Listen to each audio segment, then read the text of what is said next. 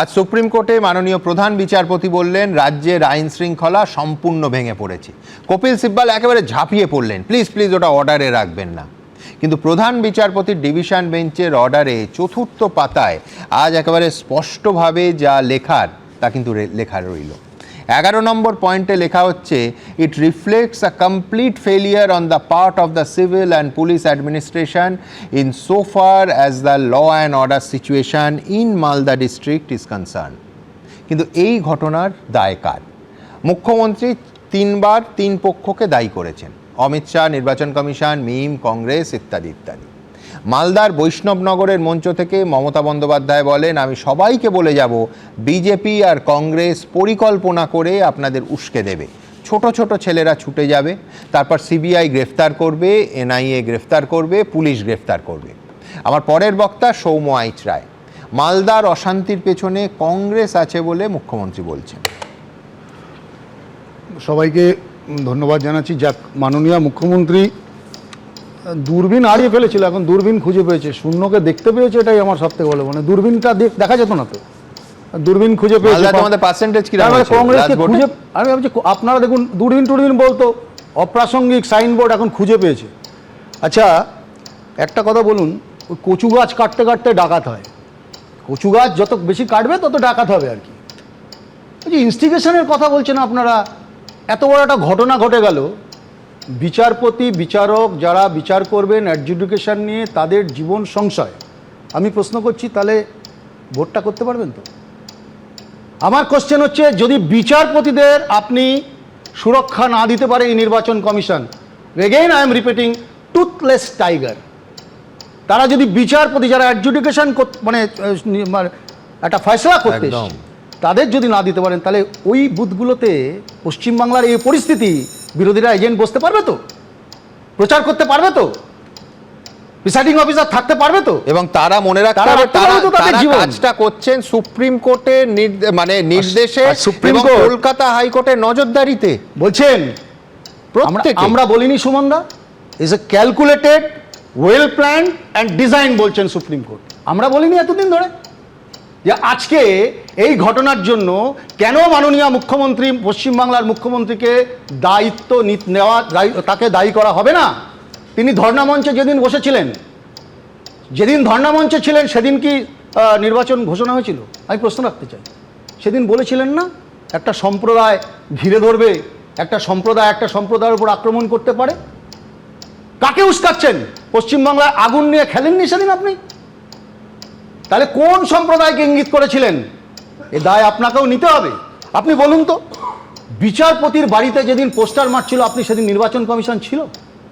কেন সেদিন আপনি কার বিরুদ্ধে এফআইআর করেছিলেন?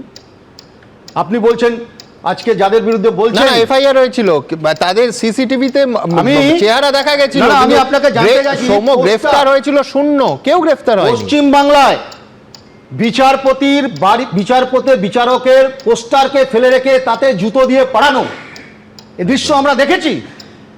এই এজলাস বয়কটের নামে যে নোংরামো হয়েছে, আমি তো বলছি কচু গাছ কাটতে কাটতে ডাকাত করেছেন, আজকে বলছেন আইন শৃঙ্খলার পরিস্থিতি খারাপ, আজকে সম্বিত ফিরেছে। আচ্ছা, 15 দিন 20 দিন হয়ে গেল নির্বাচন কমিশন দায়িত্ব নিয়েছে, মুখ্যমন্ত্রী আশ্বাস দেননি এই অফিসারদের, আরে নির্বাচন কমিশন আসবে, তোমাকে এদিক ওদিক ট্রান্সফার করে চাকরি যাবে না, আমি বুঝে নিব, বলেননি মুখ্যমন্ত্রী? কারা দায়িত্ব নিয়েছেন? পশ্চিমবাংলার এই পরিস্থিতির জন্য আজকে মাননীয় মুখ্যমন্ত্রী, আপনি বলছেন আপনার কোনো দায় নেই, আপনি এখন উদরপিণ্ডি বুদর ঘাড়ে চড়াচ্ছেন। কংগ্রেস বলছেন মিম, আরে ভালো কথা, মিম খাল কেটে মিম এনেছে যে ভদ্রলোক এই পশ্চিমবঙ্গে, এই 70-30-এর নোংরা কথা যেদিন বলেছিল, তার বিরুদ্ধে এফআইআর করেছিলেন। আপনার এমএলএ ছিল, আপনার দলের এমএলএ, অধীর চৌধুরীকে হারানোর জন্য সেদিন শক্তিনগরের দাঙ্গা বাঁধিয়েছিল, তিনি নিজে স্বীকার করেছেন। করেননি? আপনাদের টেলিভিশন চ্যানেলে বলেছেন, হুমায়ুন কবির বলেছেন মুখ্যমন্ত্রীর নির্দেশে আমি করেছি, হিন্দু মুসলমান করেছি। মালদা এবং মুর্শিদাবাদে এখনো তো কংগ্রেসের যথেষ্ট শক্তি আছে। না, আমি বলছি কালকে যে অশান্তি হলো, সেটা তো বিরোধী দল হিসেবে, দায়িত্বশীল বিরোধী দল হিসেবে কংগ্রেসের প্রতিরোধ করারও উচিত ছিল। আমরা শুনুন, প্রতিবাদের পথে নামা উচিত ছিল, যে লুম্পেন রাজ আর হুলিগানিজম চলতে পারে না। হুলিগানিজম, এই মমক্রেসি, আপনি বলুন তো, শামশেরগঞ্জ বলুন, আপনি ফারাক্কা বলুন, যখন বিডিও অফিস আক্রমণ হচ্ছে, কজনের বিরুদ্ধে ফায়ার হয়েছে?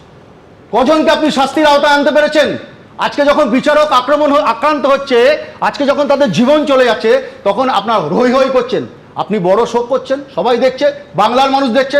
আইন শৃঙ্খলা পরিস্থিতি পশ্চিমবঙ্গে খারাপ, আপনারা রক্ষা পান না। সংবাদ মাধ্যম আক্রান্ত, বিচার ব্যবস্থা আক্রান্ত, নির্বাচন কমিশন দাঁড়িয়ে দাঁড়িয়ে দেখবেন বলছেন, আজকে অরূপ একটা দারুণ কথা বলেছে, বলছেন যে সেন্ট্রাল বাহিনী কোথায়? আমরা তো বলছি সেন্ট্রাল বাহিনী থাকলেও ঘুমোয়, সেন্ট্রাল বাহিনীকে থাকলেও ঘুমোয়, তাদের রাত্রিবেলা চব্য খাওয়ানো হয়, আর ভোটের দিন তারা ঘুমোয়। আজকে বলছেন মাইক্রো অবজার, এই যে কাল বিধান ভবনে রক্তারক্তি হয়েছে, সেন্ট্রাল বাহিনী গেছিল, গেছিল কিন্তু বলতে দিস, সে তো আমরা অনেক কিছু দেখেছি, অনেকের নিঃশ্বাস নেওয়া যায় না, শ্বাস প্রশ্বাস বন্ধ হয়ে যায় এ দল থেকে ও দলে, সেসব আমরা দেখেছি, ছেড়ে দিন। কিন্তু কথা হচ্ছে এই যে সাম্প্রদায়িক রাজনীতির, পশ্চিমবাংলায় ভোট বিভাজন, ভোট বাইফার্কেশন, সাম্প্রদায়িক রাজনীতির যে বিষ বাষ্প পশ্চিমবঙ্গে চলছে, যে বিষ পুঁতেছেন এই রাজ্যের নেত্রী, এই রাজ্যের দল তৃণমূল কংগ্রেস, তার জ্বালায় ভুগতে হবে। বোতল থেকে ভূত বেরিয়ে গেছে, এই ভূতকে বোতলের মধ্যে ঢোকাতে পারবেন না। এই মমক্রেসি আপনি দেখেননি দক্ষিণ 24 পরগনা, বাসন্তী থেকে শুরু করে এক একটা জায়গায়, প্রত্যেকটা জায়গায় হয় আপনি আমার সঙ্গে থাকুন, নলে আপনি আমার কেউ না যান, তারা মমক্রেসির দ্বারা আক্রান্ত হবে। এবিপি আনন্দ, এগিয়ে থাকে, এগিয়ে রাখে।